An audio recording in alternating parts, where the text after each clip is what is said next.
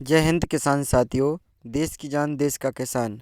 आइए चलते हैं हम कि फील्ड में दवाई कैसे देते हैं, फील्ड को किस तरह से दवाई का प्रिपरेशन कराते हैं और हमें कौन कौन सी फसल पर स्प्रे करना चाहिए, वही मैं बात करता हूँ।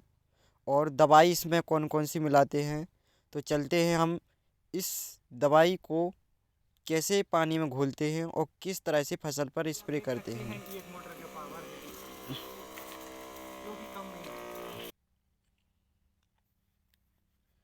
वहीं इस पर हम ये 17-18 लीटर का हमारा स्प्रे पंप है और इसमें हम पहले थोड़ा सा पानी डाल लेते हैं। इसके बाद हम दवाई को उस टैंक में घोलते हैं।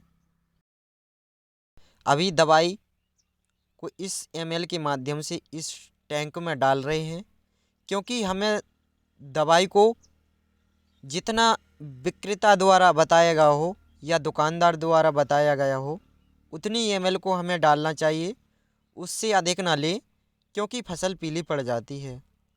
और फसल पीली पड़ने से हमारा क्या होता है, उत्पादन कम होता है। आप हमेशा छोटे ही अवस्था में खरपतवारों को ख़त्म करने के लिए हमें दवाई का स्प्रे कराना चाहिए, क्योंकि छोटे में 2 से 3 पत्ती की अवस्था में आप कभी भी खरपतनाशी दवाई को स्प्रे कराओगे तो मैं आशा करता हूँ, और जहाँ तक मैंने देखा है और लिखा है पढ़ा है, क्योंकि उस पे स्पष्ट लिखा रहता है दवाई के डिब्बे पर कि 2 से 3 पत्ती का खरपतनाशी को आप ख़त्म कर सकते हो।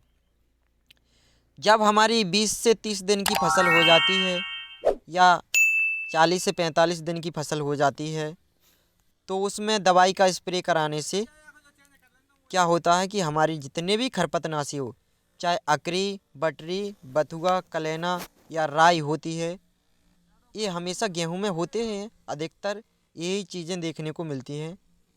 जहाँ तक हमारे बुंदेलखंड एरिया में यही चीज़ देखने को मिलती हैं।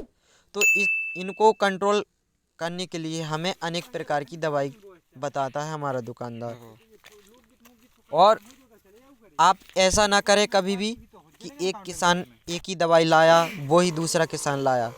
नहीं, आपको अलग दवाई लाना ज़रूरी है, क्योंकि सभी दवाई काम करती हैं और सभी दवाई, ऐसा कोई भी कंपनी नहीं है जो उस केमिकल हमारी फसल को नुकसान पहुंचाए। ऐसा कोई भी केमिकल नहीं होता है कि जो हमारी फसल को नुकसान पहुंचाए। नुकसान तब पहुंचाता है जब हम उस फसल की दवा अगर दूसरी फसल पर स्प्रे करा देते हैं तो नुकसान पहुंचा देता है, उस फसल को नष्ट ही कर देता है। मैं हमेशा कहता हूं कि आप दवाई लेने से पहले उस डिब्बे पर देखें कि इस बैक डेट की दवाई तो आपको प्रोवाइड नहीं करा रहा है दुकानदार, और उससे कहना कि इस दवाई को हमें किस तरह से यूज करना है।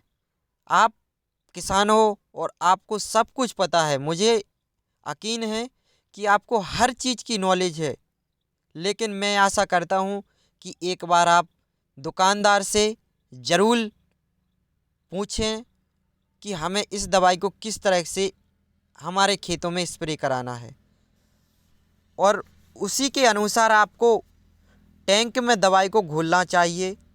उससे जितनी आपको 50 ml 40 ml बताया गया हो, उससे अधिक दवाई ना यूज करें खेतों में, क्योंकि फसल पीली पड़ जाती है। और जितने भी खरपतनाशी हैं वो 40 से 45 दिन में कंट्रोल ही होते हैं हमारे खरपतनाशी।